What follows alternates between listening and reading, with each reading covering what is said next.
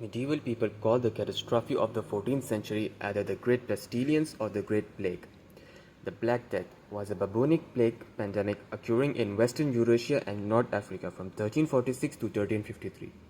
It is the most fatal pandemic recorded in human history, causing the deaths of 75 to 200 million people, peaking in Europe from 1347 to 1351.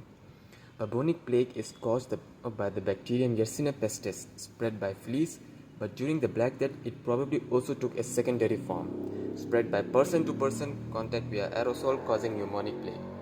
Even before the death ships pulled into the port at Messina, many Europeans had heard rumors about a great pestilence that was carving a deadly path across the trade routes of the Near and Far East.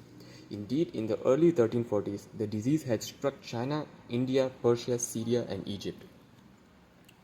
The plague is thought to have originated in Asia over 2000 years ago and was likely spread by trading ships.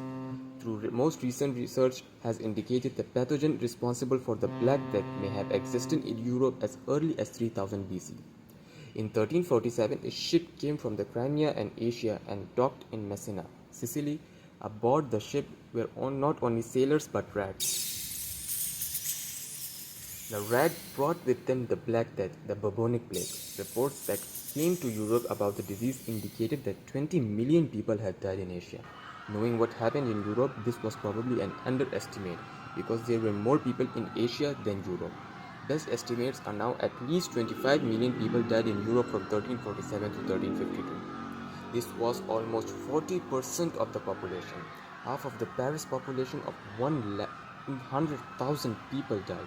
In Italy, Florence's population was reduced from 120,000 inhabitants in 1338 to 50,000 in 1351. The plague was a disaster practically unequaled in the annals of recorded history, and it took 150 years for Europe's population to recover. Europeans were scarcely equipped for the horrible reality of the Black Death. At the beginning of the malady, certain swellings either on the groin or under the armpits waxed to the bigness of a common apple, others to the size of an egg, some more and some less, and these the vulgar named plague boils. Blood and pus seeped out of these strange swellings, which were followed by a host of other unpleasant symptoms such as fever, chills, vomiting, diarrhea, terrible aches, and pain, and then in shorter order death.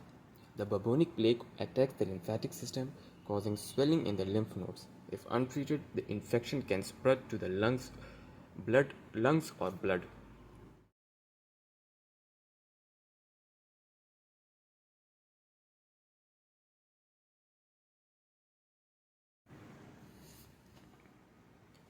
The plague doctor costume consists of an ankle-length overcoat, a bird-like beak mask filled with sweet or strong-smelling substance, along with gloves and boots.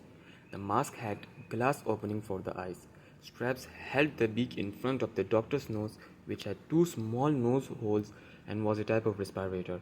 The beak could hold dried flowers, herbs, spices, camphor, or a vinegar sponge.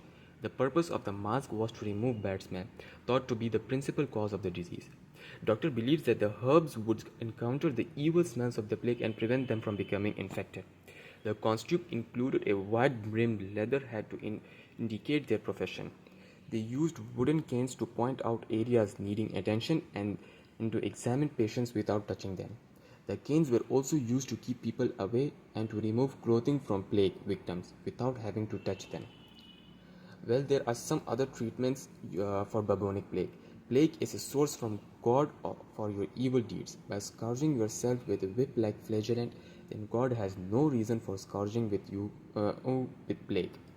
Apply a mixture of tree resin, roots of the white lilies, and human excrements. Bathing should not be avoided and be done with vinegar and rose water, alternatively in your own urine. Bring the pus of lions to baboons. Quarantine people for 40 days, first done in Venice in 1348. Place a live hand close to the swellings to draw out the pestilence, then drink a glass of your own urine twice a day. Grind up an emerald and drink it in wine. Ingest snakeskin, bone from the heart of a stag, Armenian clay, precious metals, alloy, myrrh, and saffron.